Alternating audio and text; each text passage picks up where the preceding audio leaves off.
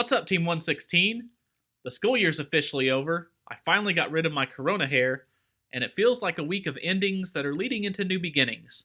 So, on that note, we'll begin a new series next week. So, this will be our final week of looking at teenagers who had an influence in the Old Testament. Now, we've seen Rebecca, who's shown us what it looks like to serve the least of these. Josiah showed us the impact one teenager can have when they commit to growing their faith and building a relationship with God. Joash showed us the importance of owning our faith and not being fence riders. Samuel showed us that knowing about God isn't enough. We need to be tuned into and listening for God speaking to us. The unnamed servant girl to Naaman showed us perfectly how to love our enemies. And we saw through Jeremiah that God not only has a purpose for each of us, but when he calls us to it, he will also equip us for it and be with us through it. For this final week, we're looking at someone who, at first glance, you might think you can't relate to much at all, and that's Esther. Now, she's remembered a lot for being one of the world's most famous literal beauty queens, which a lot of teenagers think means they can't relate to her, that her story's not relevant to them. But as we look at her story and her, you might find some new revelations that lead you to relate to her more than you initially think. What? How? Well, this is how, because we usually remember and talk about the height of her story, but we forget or don't know just how she starts out. The circumstances of Esther's life start with our example from last week, actually, the prophet Jeremiah. So although King Josiah, remember him, did his best to turn the people back towards God completely, once he died, the people again turned hard away from God. And so during this time, God had Jeremiah deliver a message to the people that because of their continuously sinful ways, he would make them captives to the Babylonian Empire for a time as punishment. And so just as Jeremiah prophesied, the Babylonian Empire conquered the Jews and kept them as captives for 70 years, during which time they were deported as exiled groups to different areas of the empire, separating all the Jews. After those 70 years, God allowed the Persian Empire under King Cyrus to then conquer the Babylonians, taking over their empire and therefore the Jews with them. Now, Cyrus was led by God to give the Jews their freedom to go back to Jerusalem, to stay where they were, pretty much whatever they wanted. And so a lot of Jews went back, but some stayed. And so we transition a couple of kings from Cyrus to Xerxes, and meet Mordecai, who was a Jew living in the Persian city of Susa as an exile. And Mordecai had a cousin named Hadassah, whom he had brought up because she had neither father nor mother. This young woman, who was also known as Esther, had a lovely figure and was beautiful. Mordecai had taken her as his own daughter when her father and mother died. When the king's order and edict had been proclaimed, many young women were brought to the citadel of Susa and put under the care of Hegai. Esther also was taken to the king's palace and entrusted to Hegai, who had charge of the harem. Just in these two verses, we see a lot of interesting circumstances about Esther. She was an orphan at a young age. Now, most who think they remember her story remember Mordecai, and so they just assume he was her father. Well, while he did raise her, she lost both of her parents very young.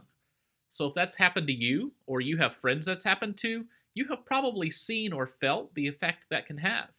And what we even see too much today that's similar are parents who have essentially disowned or deserted their kids. And that creates a similar effect you might have seen or felt.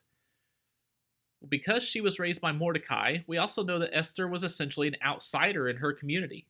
Remember, Mordecai was a Jew who wasn't living in his people's land. He raised her in Persia, which is essentially modern-day Iran. So while there were still some other Jews there, they were far and away the minority in this foreign land. Now, Esther was a young orphan minority girl. Young, orphan, minority girl. 4 things that all back then made you insignificant culturally. Now, while we don't know, it's likely she dealt with at least some feelings about not fitting in, not being part of the crowd, thinking she'll never have a voice. But there's no teenagers who ever feel like that, right? Hello there. Oh, hi.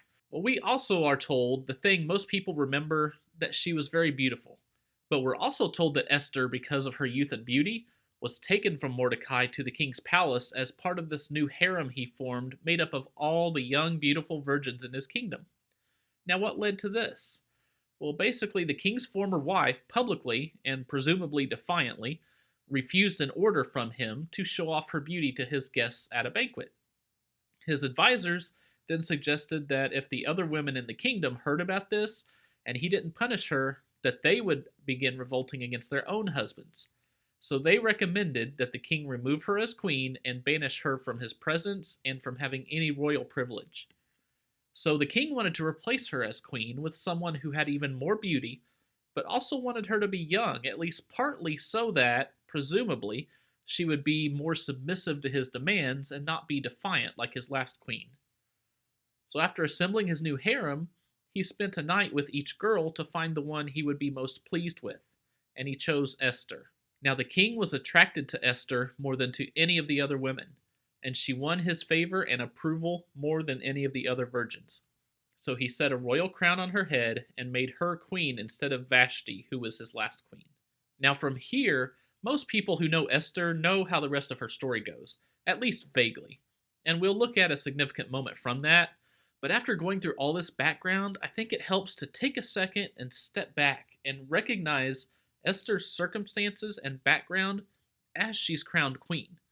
Because she's not a girl who had life made because of her beauty and then just got more and more accolades for it.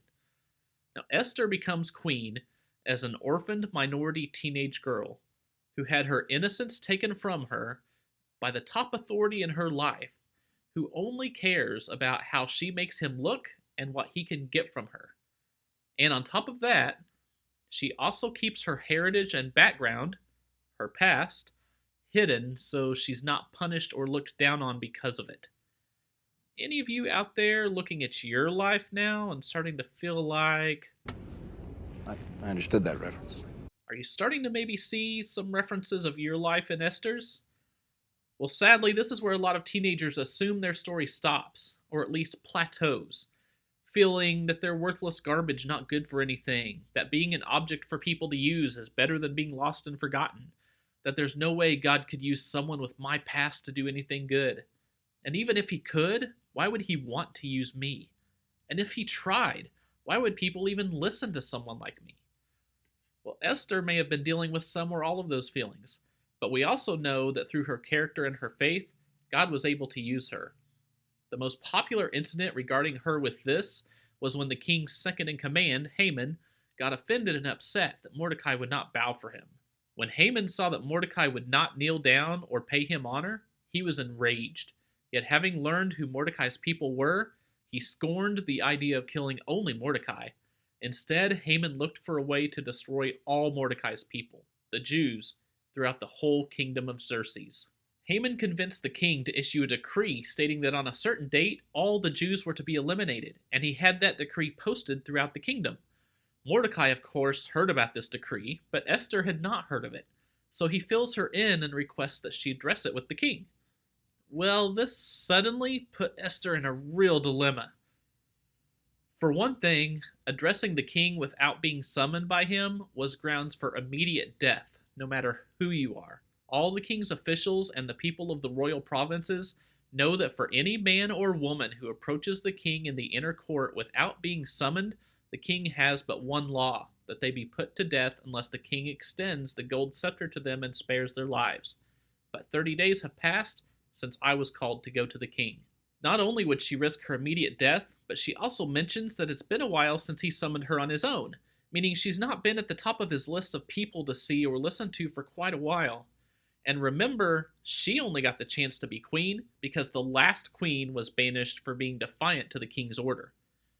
And for another part of this dilemma, remember that she is a Jew also, but she has been hiding her heritage from everyone. So does she address it to save her people, likely meaning she has to out herself as a Jew and risk her life? Or does she stay silent, hoping to save her own life and letting her people be killed? Whoa, this is heavy. Well, Esther, for really the first time we know of and see in her life, has a definitive opportunity, despite everything else about her life, to determine how she wants to live it. And instead of going with the flow of her circumstances, Esther determines to live her life relying on God and her faith. Then Esther sent this reply to Mordecai: Go, gather together all the Jews who are in Susa, and fast for me.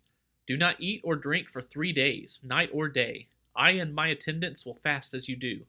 When this is done, I will go to the king, even though it is against the law. And if I perish, I perish. On the 3rd day, Esther put on her royal robes and stood in the inner court of the palace, in front of the king's hall.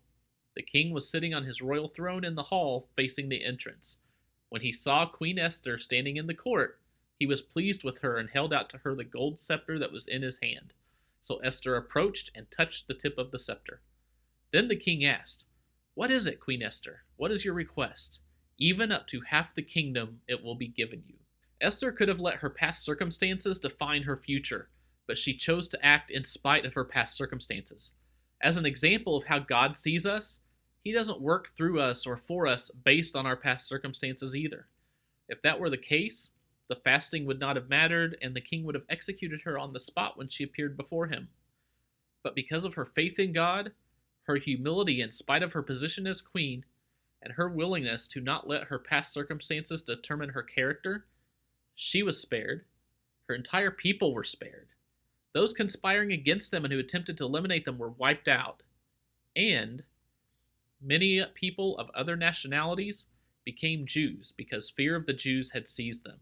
Now, how many of those people truly became Jews or remained Jews, and how many were only doing it at the time to feel safe?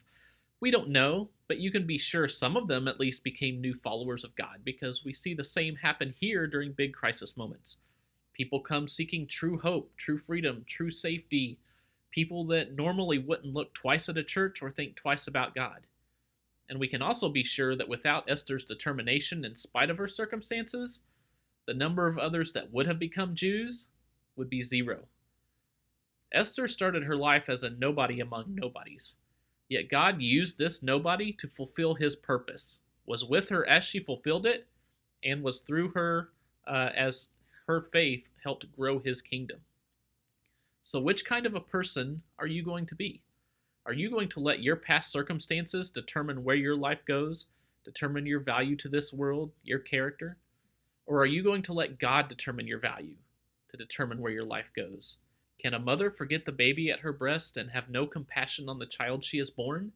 Though she may forget, I will not forget you. Are not 2 sparrows sold for a penny? Yet not one of them will fall to the ground outside your Father's care. And even the very hairs of your head are all numbered. So don't be afraid. You are worth more than many sparrows. God is not ashamed of you or your past, but He can and will use you as He did Esther to reach people through your past. So let's be people who are also not ashamed of Him. Put your faith in Him to use your past, and let's just see what great things He does.